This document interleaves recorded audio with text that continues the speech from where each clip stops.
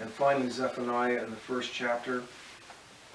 The great day of the Lord is near, near and coming quickly. Listen, the cry on the day of the Lord will be bitter, the shouting of the warriors there. That day will be a day of wrath.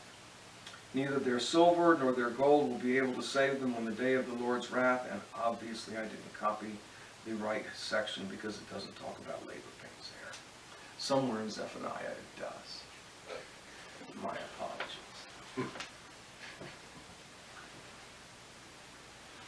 But what's the point here? What's the point that he's making? Well, there are a couple points. One is that we will suffer, even as Christ suffered, but our suffering will have meaning. Our suffering will have results. Our suffering will glorify God. That's one point. And we know that Jesus suffered on the cross. We've been through Easter very recently, and we know the suffering he went through. And we know the result of that, which was the defeat of the enemy, which was the opening of the gates of hell, which was the freeing of the souls of those who had believed in the promise, and salvation for us, the Jews and the Gentiles. Wow, pretty good payoff. Without that, Jesus' death is just another guy being killed by the Romans. And it's not like they didn't kill a bunch of them. He disappears into a sea of corpses without the consequence, without the meaning of his death. Well, you know what? When we suffer, what Jesus is telling us here is two things. One, it's gonna end. It's not gonna last forever. A woman's birth pains, as fierce and sharp as they are, don't last forever. They come to an end. And when they're over, by the way, physiologically, you won't remember them. You'll remember that there was pain, but you won't be able to experience that again unless you go through it again. And two, there's a result. For the woman, a child is born into the world. A child that it's new life, it's the future. I tell my students that the only treasure we have on earth is our children. The only value we have on earth is our children, because they're going to be in the future. When we die, all our belongings, all our accomplishments leave with us. But our children will carry on. So I tell them to value children, not to devalue children. Our culture devalues children horribly. That's another sermon for another day. So the future is in her arms, in her hands, as a result of the pain that she's gone through. So, brothers and sisters, we will experience pain. We will experience persecution. We will be cast out. We will be killed. We will be killed by people who think that they are doing God's work. They are that misguided. They are that out of touch with reality. Jesus says, I know it's going to happen. Don't worry about it. Your sorrow, your pain, in which the world rejoices, by the way. You kind of picture them dancing on our graves. Or like in a video game, when you kill an opponent, you go over and stand over the body and just empty your rifle into him. The world will rejoice over our death. But that's okay, because our sorrow will be turned into joy. At which point, I now want to bring this to a Mother's Day topic, since we've been talking about mothers bearing children, since we've been talking about what Jesus says and what Jesus does to prepare us. Mothers prepare us for the world. And the example that I have is my mom, who, when I was a little kid, from the time I was little, from as far back as I can remember, dead honest with me.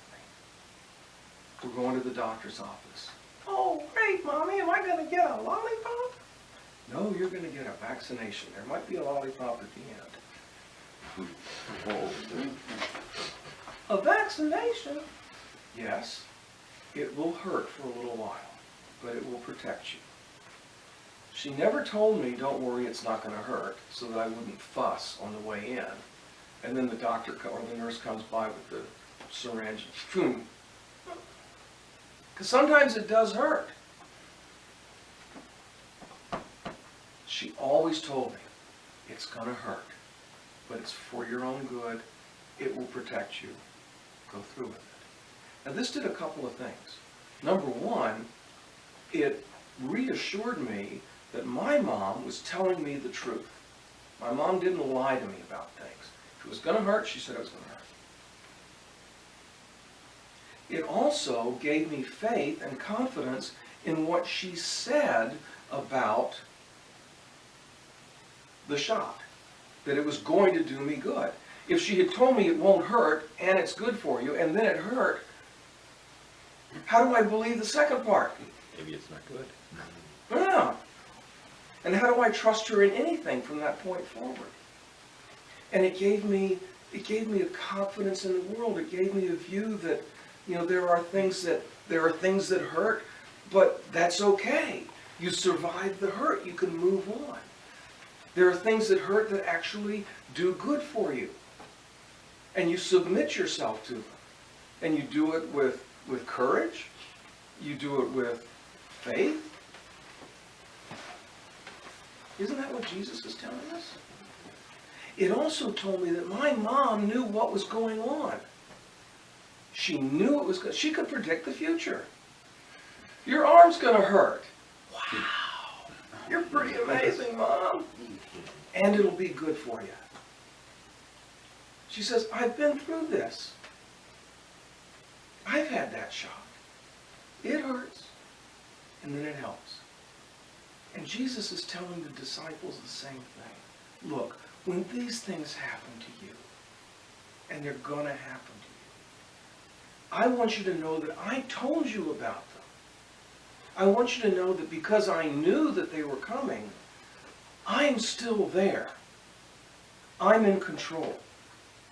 I'm still God. And if I know that they're going to happen to you, and if I'm right about that, and then they do happen to you, then you will have faith when I tell you your pain and your sorrow will turn into joy.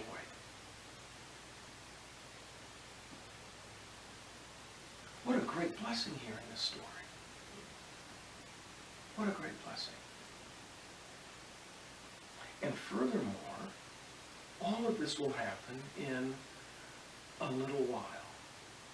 It's a question we still haven't answered, at least today, that the disciples were asking. What is a little while? Is it 2 hours? Is it 3 days? Some people think it's talking about the crucifixion versus the resurrection. Is it thousands of years? Some people say it's talking about the second coming, the return of the Lord. What is a little while? You know what? We don't know. And as Father Michael is pointing out, who cares? When we get into eternity, our entire lifespan will appear as a little while.